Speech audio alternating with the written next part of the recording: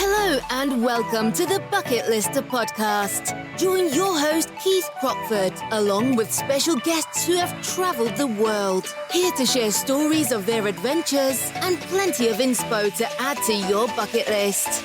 Now, let's get into today's episode. Hello everyone and welcome to this episode of the Bucket Lister podcast. I am your host Keith Crockford, and today I'm going to be chatting about one of my favourite things, and that is kit. Because if you're anything like me, then you've got a wardrobe absolutely full of equipment for all of your trips. And obviously we've just come off the back of Black Friday, and there was plenty of offers to be had by retailers. And it is a good time to buy kit, and there's still a few around today. People have extended their offers, but we're also coming up to Christmas and then the January sales. So I just wanted to have a look today at where the best places were to get equipment. And obviously for some trips, the kit isn't a massive kit list. You've probably got a lot of it in your wardrobes anyway. So for any of our best of trips, for example, and things like that, you shouldn't need to have any real specialist equipment.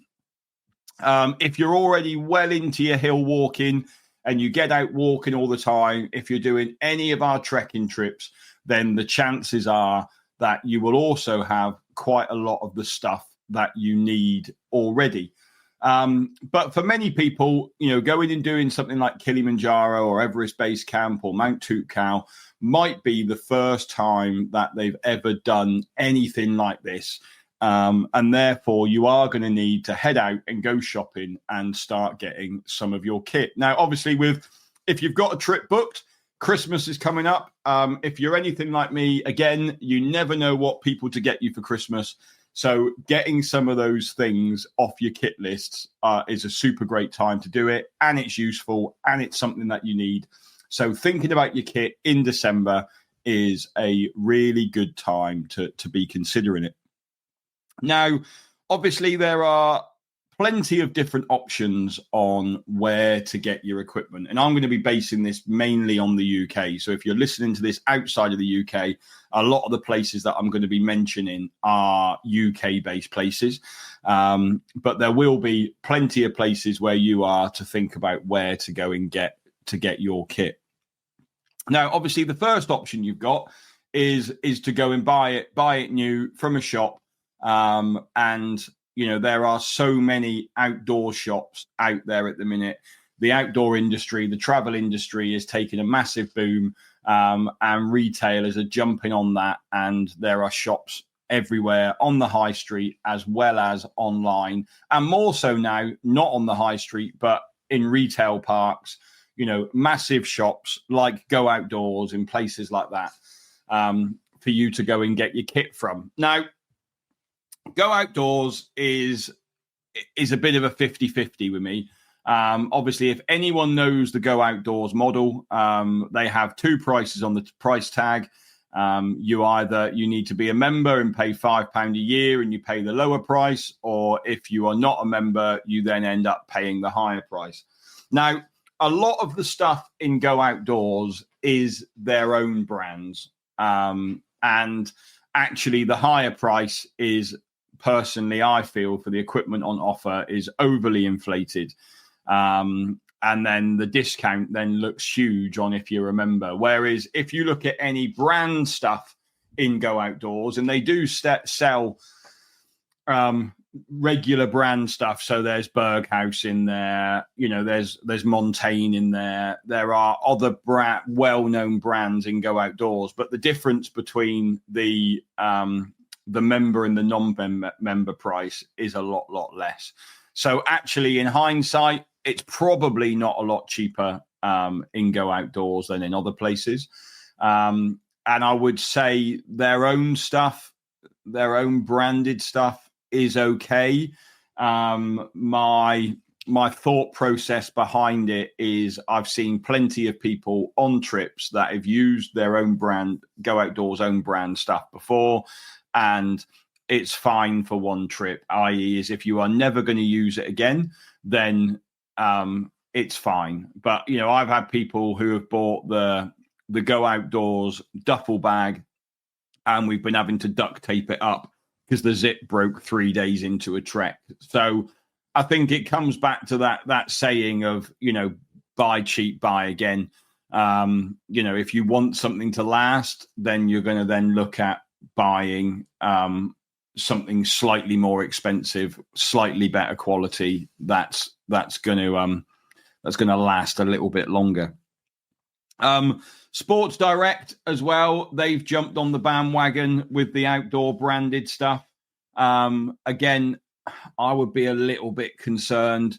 They bought Carrymore, and I've been in the industry 25 years now, and I remember back 25 years ago when I was first getting into it, Carrymore was the brand to have. If you had a Carrymore hot ice rucksack, then you were the bee's knees. But unfortunately, Sports Direct, Mr. Ashley has bought the Carrymore brand name, and then is producing Carrymore kit again. But again, it goes back that it is now very budget. It's not carrying the same credibility that it had when Carrymore was its own individual brand. So again, if you're only going to use it once and you want some base layers, then it's going to be perfectly fine. But for me, I wouldn't be going to Sports Direct and buying it because I want my kit to last and I want to use it multiple times. As I've said before, I've got a mountain equipment down jacket that I bought 20 years ago, and I paid a lot of money for it back then. And they still make the same. They still make the Annapurna down jacket now. It's a great jacket. And it's lasted me 20 years. So although it probably cost me £400 20 years ago, it's still fully usable today. I've looked after it. There's nothing wrong with it. A lot of the bucket list guides, if they're going up and doing an island peak or a Mira peak, and they don't want to go and buy their own expensive down jacket, I mean, I think that one's probably been worn more by other people over the last few years than it has been worn by me. So that's my advice with kit like that. The other options you've got now, Decathlon.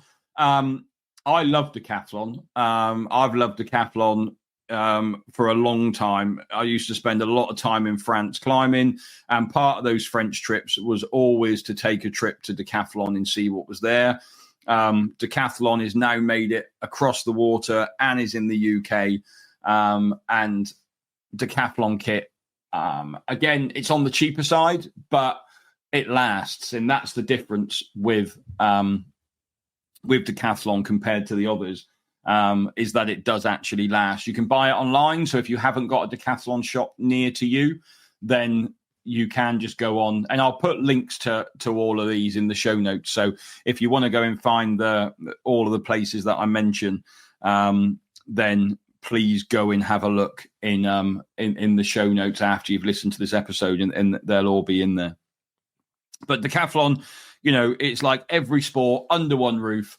If you've never been to a Decathlon shop before, if there's one near you, go and visit it. There is so many options there. They do branded stuff as well as their own brand stuff, but their own brand stuff, I've got some Quechua stuff, and it's lasted a long time. In fact, our guide jackets at the Bucket List Company for quite a while were Decathlon jackets, and unfortunately they don't make that jacket anymore, else we wouldn't have changed it, because all of the guides still love their Decathlon jackets. And I mean, Whitey in Tanzania wears his all the time, even if he's not on a bucket list trip, which obviously is great for us.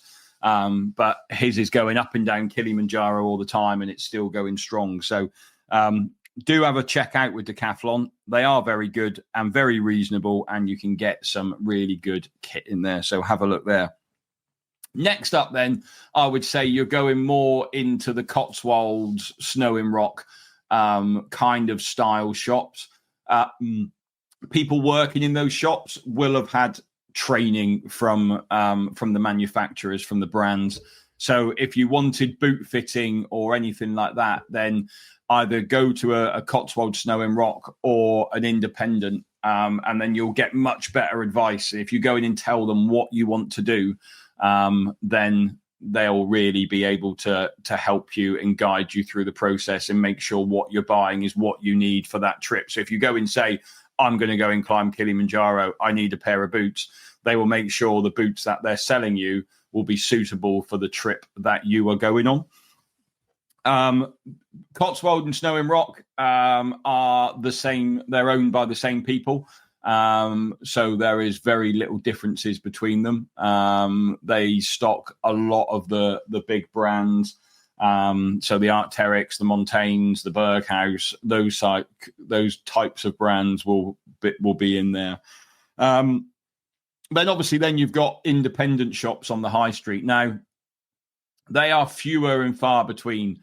And it's a real shame, I think. I mean, I used to have an outdoor shop years and years ago, and it was very difficult for independents to compete with the big, the Cotswolds on price and things like that. And, we had to cover our costs.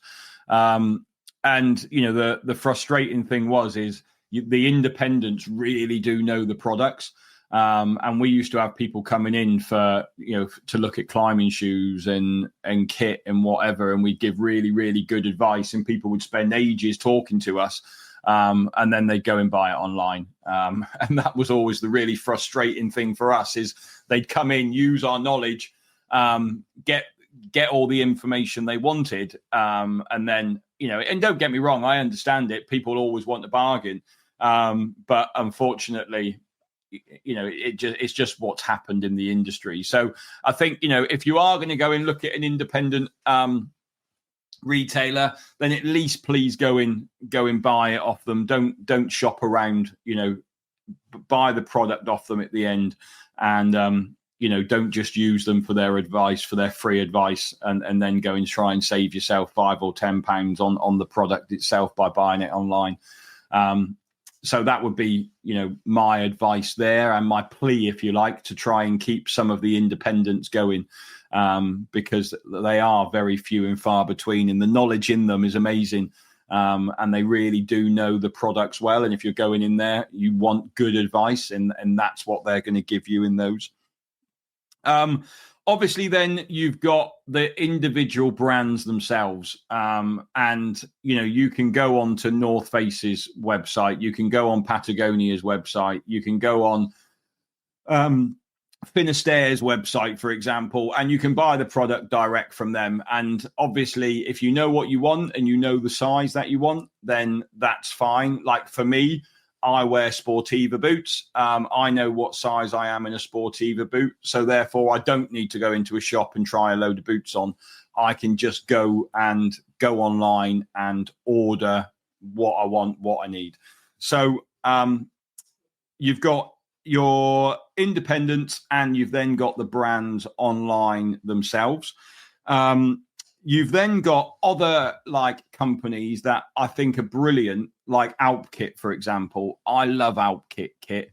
And with Alpkit, they make all their own stuff, and they sell it online, and therefore there is no middleman. So you are kind of saving that middleman fee, if you like, as they are the retailer and the manufacturer. So their kit tends to be a little cheaper than the major brands, but I think the kit is just as good. I've had several Alpkit down jackets. I've had Alpkit sleeping bags. Obviously, you just can't touch and feel it beforehand. They have got a couple of shops around now as well. So in various locations, there are Alpkit shops where you can go and try it on. But they haven't got that many shops around. So if you're lucky enough to have an Alpkit shop near you, you can pop in, try it on, see what you like, see if you like it. But then obviously, if you haven't, then you're going to go online and buy it direct online. And again, really good kit. I really like it at a great price. And again, all of these things that I've mentioned, keep an eye out over the next kind of month or so. with their Christmas offers, their January sales, and just see what bargains you can get yourself. But it's kind of good to go and have a look at those things now, because when the sales do come, you know what you need to go and buy. You're not just sort of like I generally do, just go and buy something because it looks nice. You're actually going to go and buy what you need off your kit list for your specific trip. Next option then is secondhand. And the one that surprised me recently has been Vinted. And I know a lot of people who have been buying mountaineering boots and climbing shoes and things like that off Vinted. And you can get some, hardly worn once kind of style of boots, shoes. And if you're looking at doing kind of a Mira Peak, Island Peak, Aconcagua, where you need a pair of boots, and you're going to need them only for a couple of days, but you want your own boots, you don't want to hire them, then Vinted is a real good option. If you go onto Vinted and type in La Sportiva or type in Scarpa or one of the outdoor shoe brands, then you're going to see so many options coming up. And if there's someone selling the size that you need, you could end up getting yourself a real bargain. So do check out Vinted. And then next, then we've got Facebook. And there are 2 pages on Facebook that I use and I follow, and they are Outdoor Gear Exchange and Outdoor Kit Exchange. And it's where people come back and they put up their used outdoor kit, or even sometimes new outdoor kit that they bought something wrong size, never used it.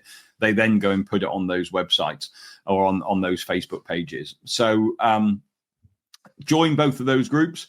Obviously, you have got to keep an eye out a little bit for those, but you can have a search and see if there's anything there. But obviously, if you follow those pages as those groups, as you're up, as stuff's coming in, your feed will be updated with anything new that people are going. Now, obviously, a lot of it is things that you're probably not going to want, but again, you could then find that bargain that you do need, and could save you quite a bit of money.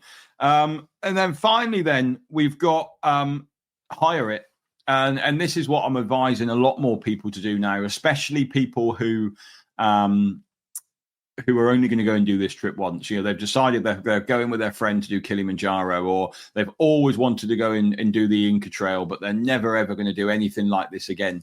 So there's no point really going out and buying this equipment. So if you go onto there's some websites here. So there's Outdoor Equipment Hire. There's expeditionkithire.co.uk. Rab Equipment do a hire service, where if you need a really good sleeping bag, there's no point going and spending £200-300 on a sleeping bag if you can go and hire one for £60 for the duration of your trip, and then you send it back at the end of it. So I'm advising a lot more people now to go onto these websites and just see what the higher price of that kit is. I was speaking to a group of ladies that were off to do Kilimanjaro in January, and they didn't even know that this service existed.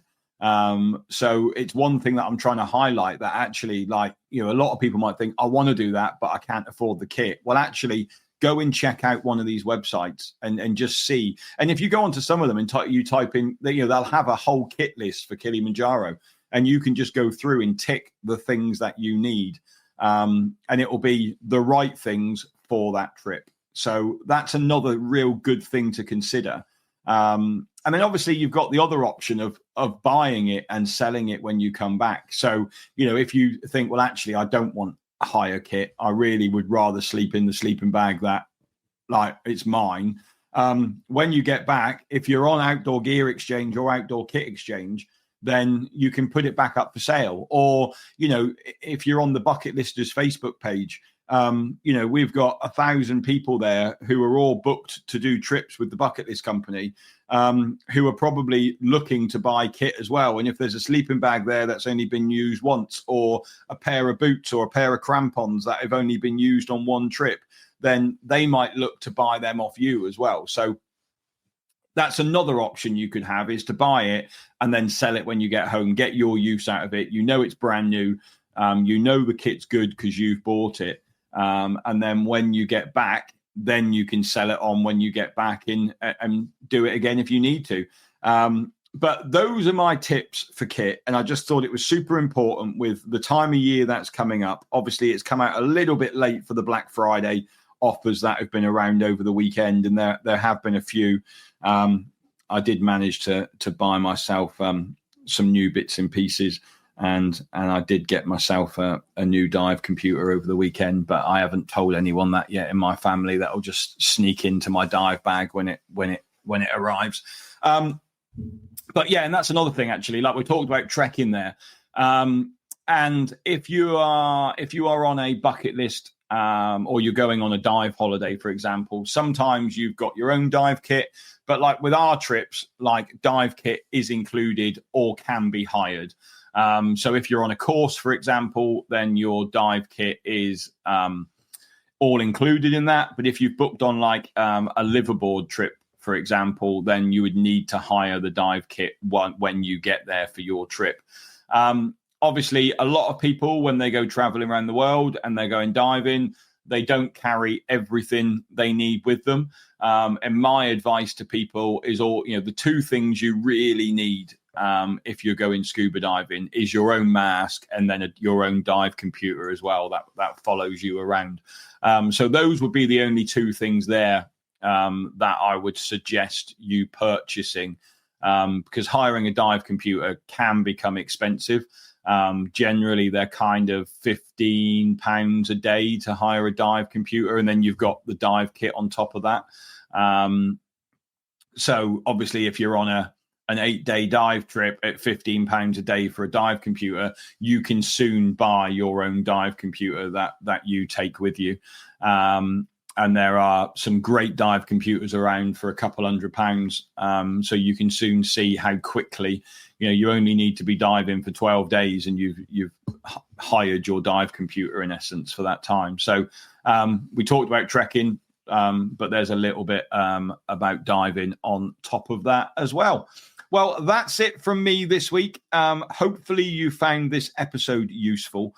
Like I said, Christmas is coming. Great time of year to get some stuff on your Christmas list if you don't know what you want. But also, if you are needing to buy your own things, then looking out for the January sales, working out what you need and making sure that you're ready to have a look after Christmas and into January to see what offers are around. Anyway, that's it from me this week. I'll be back next week with another episode of the Bucket Lister podcast. But until then, thanks very much. Goodbye. Thanks for listening to this episode of the Bucket Lister podcast. Be sure to click follow to be alerted for next week's episode. For more travel inspiration, check us out at www.thebucketlistcompany.co.uk or follow us on socials. See you next time.